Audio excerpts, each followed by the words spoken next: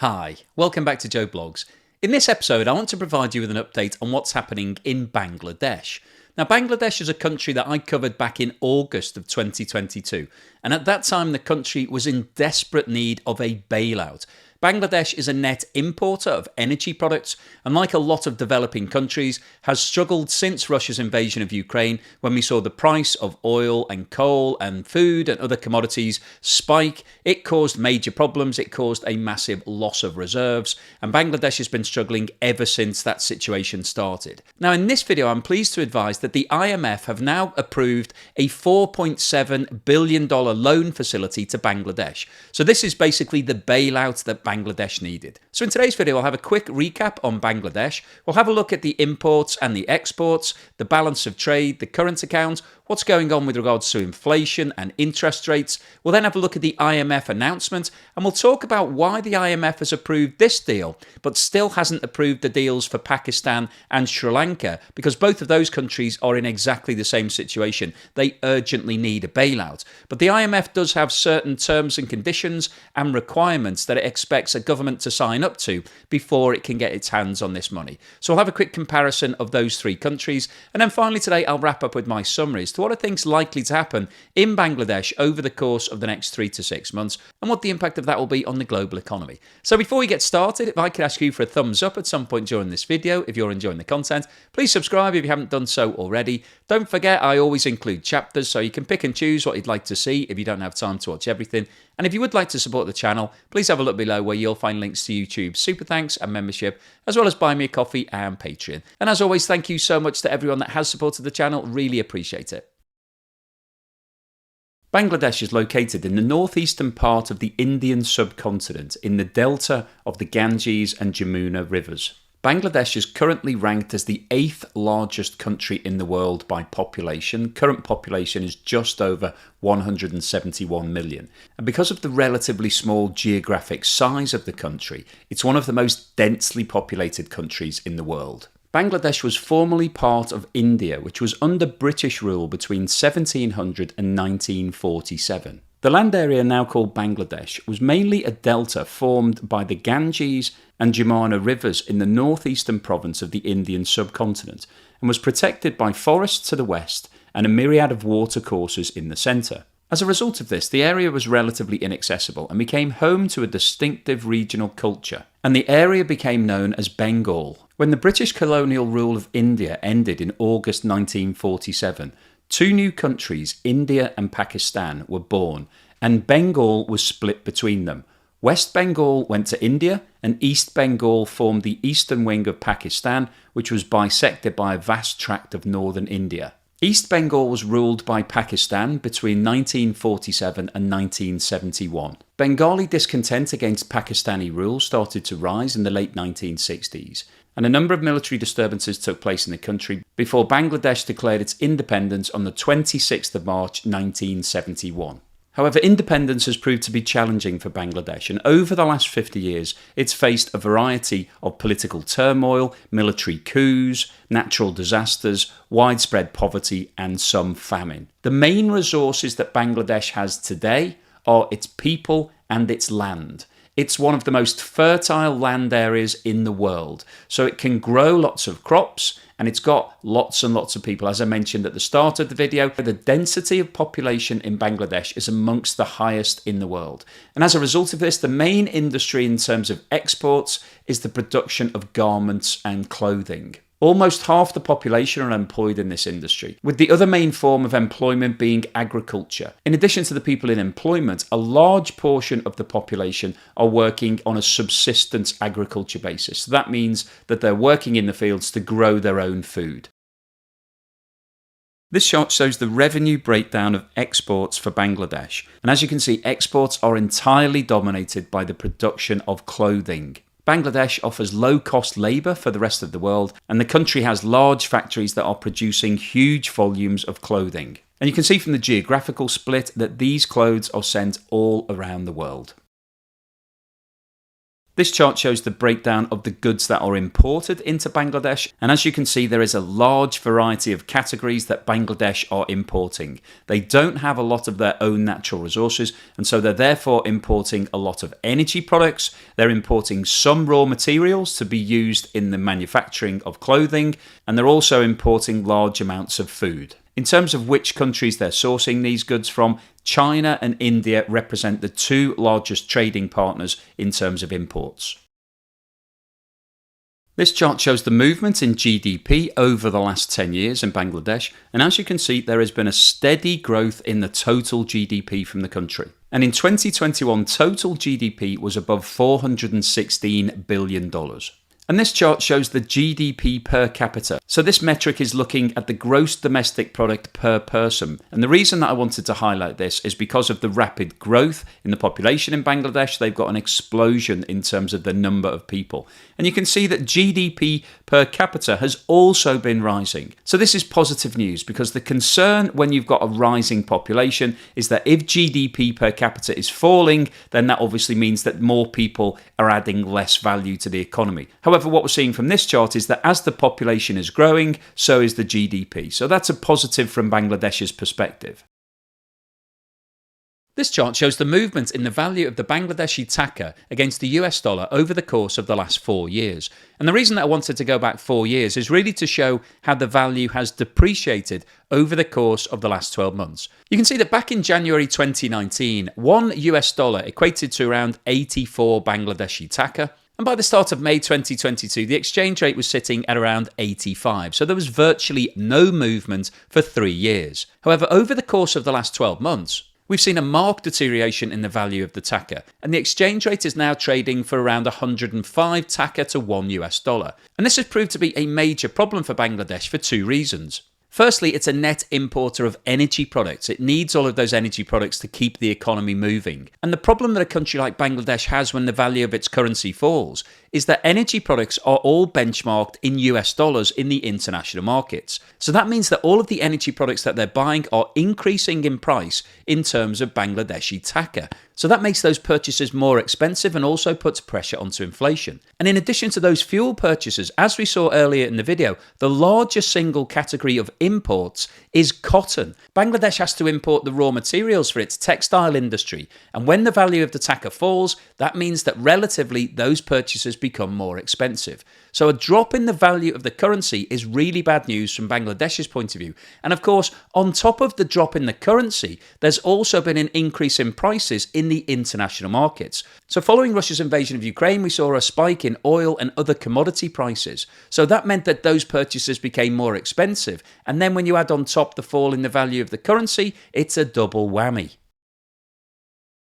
This chart shows the movements in the balance of trade for Bangladesh over the last 5 years. And the balance of trade is simply the difference between what you're paying for all of your imports and what you're being paid for all of your exports. So it's very similar to your checking account. Now the scale on this chart is recorded in billions of Bangladeshi taka. And as we saw earlier in the video, the exchange rate for the Bangladeshi taka versus the US dollar is roughly around 100 to 1. So what this chart shows is that for the last 5 years, the balance of trade has been running in a negative position consistently. Prior to the pandemic, the balance of trade had actually got to its strongest position at any point and was moving rapidly towards zero. However, over the course of the last 18 months, you can see firstly the impact of the closure of all of the factories as a result of the lockdowns, and then the consequent increase of all of the commodity prices following Russia's invasion of Ukraine. So this has really set Bangladesh back, and this is one of the reasons why they had to make an emergency application to the IMF for a bailout facility, because they need some cash in the bank rapidly to be able to keep paying for all of the imports, for all of the fuel and the food that they're bringing in. And this chart shows the movement in the balance of trade over the last 12 months. And what you can see here is a clearly improving trend. The single worst month over the last year was March, when we saw oil prices getting up to around $120 per barrel. And in that month, the balance of trade was over $3 billion negative. However, since that time, the monthly performance has improved. And in November, the deficit was down to around $2 billion US. And this chart shows the movement in the current account for Bangladesh over the last 5 years. And the current account is basically a record of the reserves of the country. And the scale on the right-hand side of this chart goes from 200 billion Bangladeshi taka on the top end down to 300 billion negative at the bottom end. And what this chart shows is that prior to 2020, there was a gradual improving position and had actually gone into credit on their current account on a number of occasions. And then during 2020, as the country went into lockdown, initially that had a positive impact on the current account because there was an immediate reduction in the amount of fuel that it had to buy because all of the industry closed down. And therefore it was cash positive for a short period of time. However, as the impact of the closure of all of the industries started to feed through, that soon moved back into negative territory. Now in 2021, Bangladesh actually did manage to get back into the black for a brief period. However, as global prices started to rise, that had a negative impact and it's remained in negative territory ever since. But if we look at the breakdown of what's happened over the course of the last 12 months, you can see that there's a gradual improving trend. This time last year, the current account was 225 billion taka negative. However, in November, that position had reduced to 107 billion taka. This chart shows the movement in inflation over the course of the last 12 months, and you can see that this time last year inflation was running at 6%, and there wasn't really a material move until we got to May, when inflation jumped up to around 7.4%. It then stayed at that level for 3 months, and then in August we saw a further jump to 9.5%, and over the last 4 months that's gradually come back down to the current rate of 8.7%. So in relative terms, Bangladesh has managed to cope very well with regards to the movement in prices. And this chart shows the movement in interest rates over the last 12 months. So you can see that this time last year, interest rates are running at around 4.75%. And over the course of the last 10 months, Bangladesh have introduced a number of interest rate increases, and the current rate is sitting at 6%. So the rate of interest in Bangladesh is significantly higher than it is in a lot of developed economies at the moment. However, that is a common theme when you're looking at developing countries. They tend to have higher rates of inflation and higher rates of interest. On the 30th of January 2023, the IMF approved 2 new loan facilities for Bangladesh, a 3.3 billion loan under the Extended Credit Facility and a 1.4 billion loan under the Resilience and Sustainability Facility. This facility is actually the 13th that's been provided to Bangladesh by the IMF, and the first instalment of $447.8 million will become available in February, followed by 6 equal instalments of $708.7 million. The interest rate on the loans has not been officially disclosed, but is expected to be around 2.2%. The $4.7 billion loan facility has been provided on a 20-year basis. No repayments are due in the first 3.5 years, and then there will be staggered repayments for the following 16.5 years. The IMF stated that Bangladesh's robust economic recovery from the pandemic was interrupted by Russia's war in Ukraine, leading to a sharp widening of Bangladesh's current account deficit, depreciation of the taka, and a decline in foreign exchange reserves. The authorities have taken on a comprehensive set of measures to deal with these latest economic disruptions. The authorities recognise that in addition to tackling these immediate challenges, long-standing structural issues and vulnerabilities relating to climate change will also need to be addressed to accelerate growth, attract private investment, enhance productivity, and build climate resilience. Deputy Managing Director of the IMF, Antoinette Sayer, went on to say, "Since independence, Bangladesh has made steady progress in reducing poverty and significant improvements in living standards. However, the COVID-19 pandemic and subsequently Russia's war in Ukraine interrupted this long period of robust economic performance. Multiple shocks have made macroeconomic management challenging in Bangladesh. While confronting challenges resulting in the global headwinds, the authorities need to accelerate the ambitious reform agenda to achieve a more resilient inclusion and sustainable growth. In this regard, substantial investment in human capital and infrastructure will be needed to achieve Bangladesh's aspiration to reach upper middle income status by 2031 and meet the sustainable and development goals. The authorities recognise these challenges, and also they need to tackle climate change issues which expose the economy to large risks that could threaten macroeconomic stability." So what's the summary and conclusion today? Well, I wanted to post this video really to share with you the news that the IMF has actually sorted itself out. It's got everything agreed, it's ticked all of its boxes, and it's now fully approved the $4.7 billion bailout facility that Bangladesh was in desperate need of. So this is great news from Bangladesh's point of view. Bangladesh is now back in the black, and it knows that it's on a firm footing. It's got those facilities approved. It knows it's got all those US dollars coming through to be able to keep buying all the fuel and the cotton it needs to keep keep its industry and its economy moving forward. So that's obviously fantastic news from Bangladesh's point of view. But as I mentioned right at the start of this video, there are two other Asian nations, Pakistan and Sri Lanka, who've also applied to the IMF for bailout facilities. And those facilities haven't been approved and they haven't got that cash in the bank. And both are sitting on the verge of collapse right at the moment. So the question is, why have Bangladesh been given the money and these other two countries have been overlooked? Well, the reason for this is because of what's going on in the economy. As we saw from some of the data that we've looked at in today's video, prior to the pandemic, Bangladesh was actually on the right track. You could see a gradual trend towards moving into positive territory in terms of the balance of trade and the current account. So its industry was actually performing, it was managing to keep control of inflation, and it was putting all of the building blocks in place for future success. Now, the impact of the COVID-19 pandemic, followed by Russia's invasion of Ukraine, obviously knocked the country sideways, and that's really set them back. So the IMF have gone in, they've made sure that all of those building blocks are still in place, that the recovery is still possible, and the IMF is now happy that Bangladesh is ready to go. So that's why they've given them the money, because the ethos of the IMF isn't to just give people money to spend on imports and then give them more money in the future. What they want is to build a sustainable future. They want that economy to get to the point where it's self-sustaining. It can actually pay its own way in life and actually pay back the loans that the IMF has given it. So that's why Bangladesh has got the green light. The problem that Pakistan and Sri Lanka have is that they don't have the same characteristics. They're both struggling in terms of their own industries. They're not developed enough. They're not bringing in enough revenue to be able to pay for all of the imports. And in addition to that, there are problems with the tax system, subsidies, and a variety of other economic policies that the governments have introduced.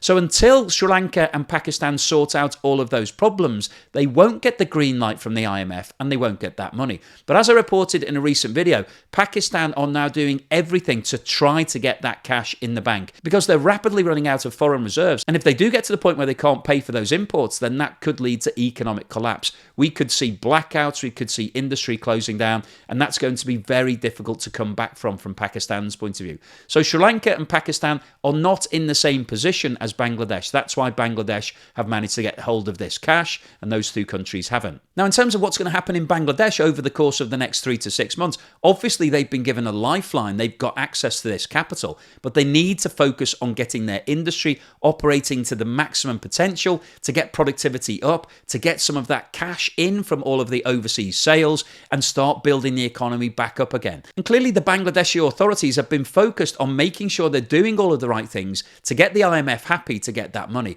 So I think everything is moving in the right direction from Bangladesh's point of view. They're still going to have problems because they're still running a negative balance of trade and they still need access to this aid. And the IMF have set a target date of 2031 for Bangladesh to hit that middle income bracket. So over the course of the next 8 years, we should see Bangladesh continuing to improve, developing its situation, and hopefully we'll get to the point where it's self-sustaining and no longer needs any aid. Now, in terms of what's the impact of this IMF loan on the global economy, well, clearly it's good news because a lot of countries around the world have trading relationships with Bangladesh. They're buying a lot of the exports that Bangladesh is sending out, and also Bangladesh is buying fuel products and food and various other things from other countries. So there's an interconnectivity, and therefore Bangladesh having cash and being able to make those payments and to continue trading and producing things is going to be good news for the global economy and global GDP. As Bangladesh grows, that will have a positive knock-on impact onto all of the other countries that it's dealing with, and therefore should help the global economy to recover in 2023. So I'm often accused of only bringing you bad news, but today's video is all about good news. It's good news that Bangladesh have got through the IMF audit.